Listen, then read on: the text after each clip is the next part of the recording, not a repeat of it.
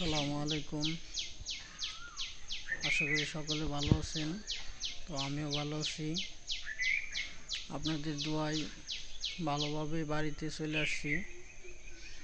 এই যে এটা হচ্ছে আমার চাচার ঘর, পাকার সামনে বসে রয়েছি। সকালবেলা তো ফজরের নামাজ পড়ে আইসা আমার কবরটা জিয়ারত করলাম, পরে এখন একটু বসে রয়েছি, ঠান্ডাও। তো আমাদের বাড়ি হচ্ছে শেরপুরে। গ্রামের বাড়ি জানেনই তো কীরকম হয়। এই যে আমাদের এলাকার ঘরগুলো এরকম।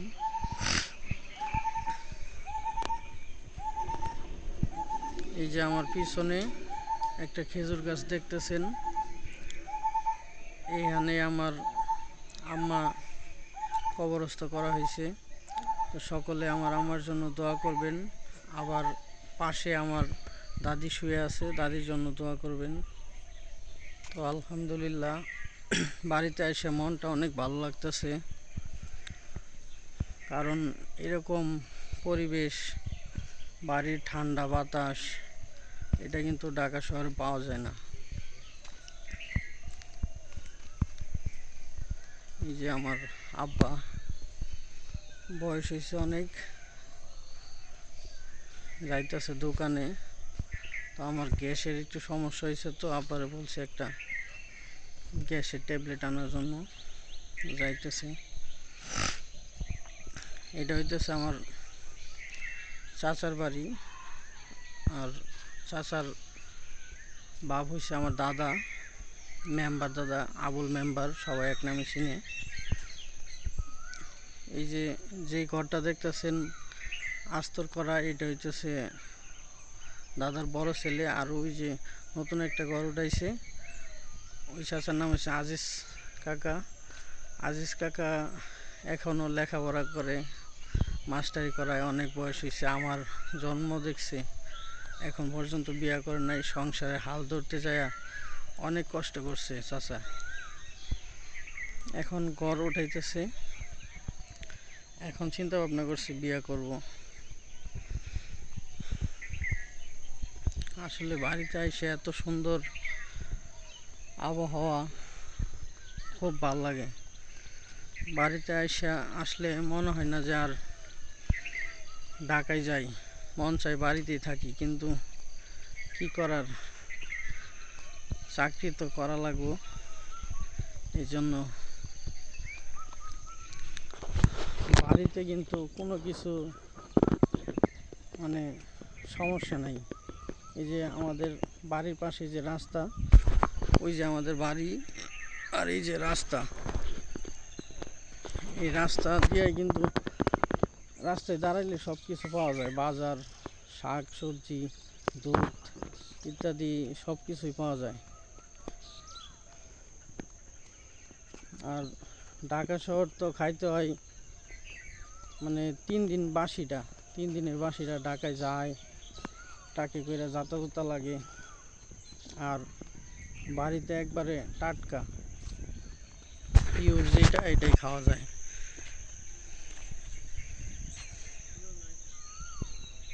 দোকান খুলে নাই, আবার একটা গ্যাসের ট্যাবলেট আনতে গেছিলাম, তো দোকান এত সকালে খুলে নাই, বাজে হইলো 6টা। এত সকালে তো আর গ্রামে দোকান খুলে না। তো এইবার কিন্তু আমাদের বাড়িতে অনেক ভুট্টা আবাদ করছে। আমি আমার বয়সে এত ভুট্টা দেখি নাই।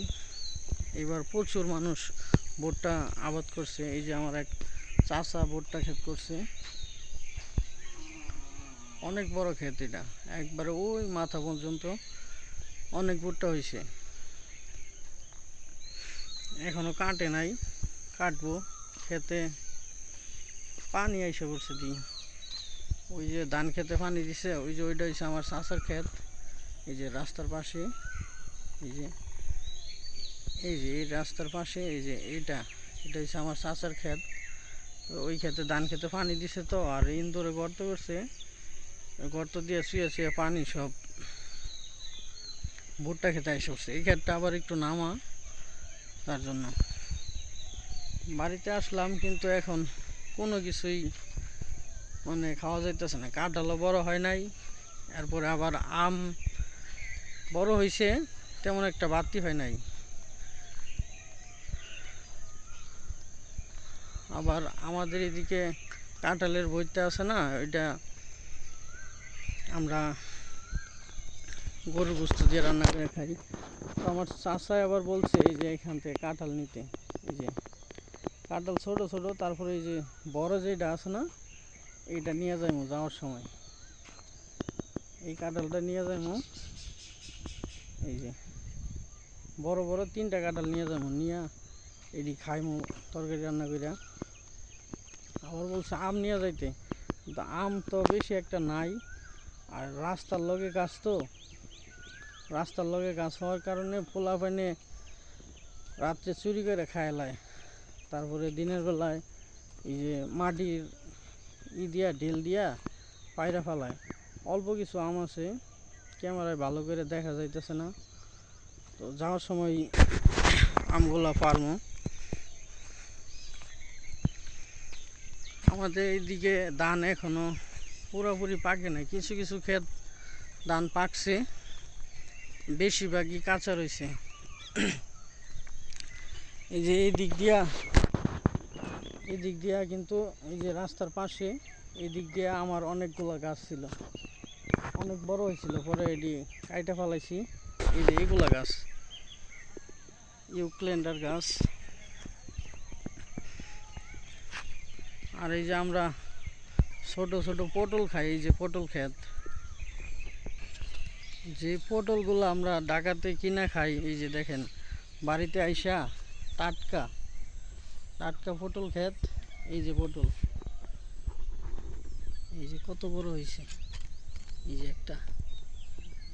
এগুলা ঢাকাতে কিন্তু এখন সকালবেলা যেই সুন্দর একটা পরিবেশ দেখা যাইতেছে, ঢাকাতে কিন্তু একবারে এই পিক আপে করে যায়, নষ্ট হয়ে যায়, যাতা লাগে।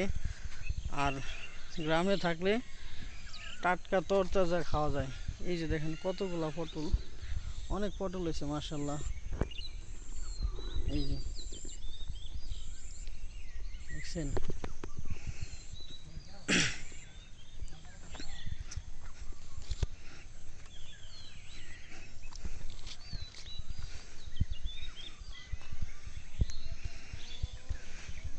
মানে দেশে থাকলে সব কিছুই সহজেই পাওয়া যায়। এই যে এই দিক দিয়ে আমি যে গাছগুলো লাগাইছিলাম না, এই যে কাটা হয়েছে। তো সকলে ভালো থাকবেন। তো আমি আসছি একটা কাজে, আপনাদেরকে বলা হয় না, ওই যে মেম্বারের কথা বলছিলাম, এটা হইতেছে সেই মেম্বার দাদা, আবুল মেম্বার। অনেক বয়স হয়েছে এখন। সকলে আমার দাদার জন্য দোয়া করবেন, দাদার যেন আল্লাহ নেক হায়াত দান করে। তো আমি কালকে থেকে ট্রেডিং শুরু করব। আমি আসলে যে কাজ করি এই কাজের জন্য বাইরে যাওয়ার জন্য চেষ্টা করতেছি। তো আমার ভিসা আসছে, অফিসে বইলে আমি ছুটি নিয়ে আসছি বাড়িতে আইসা। এখন আজকে হচ্ছে শনিবার, কালকে রবিবার থেকে আমি ট্রেডিংয়ে যাব। তো সকলে আমার জন্য দোয়া করবেন, ট্রেডিংটা যেন সুন্দরভাবে শেষ করে আবার ঢাকায় ফিরতে পারি।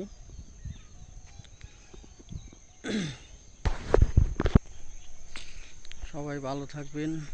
আর দাদা আসতেছে, দেখি দাদারে দেখাই। দাদা ভালো আছো? আহ যাই। এই যে আমার দাদা, আমার আমি ভিডিও করতেছি।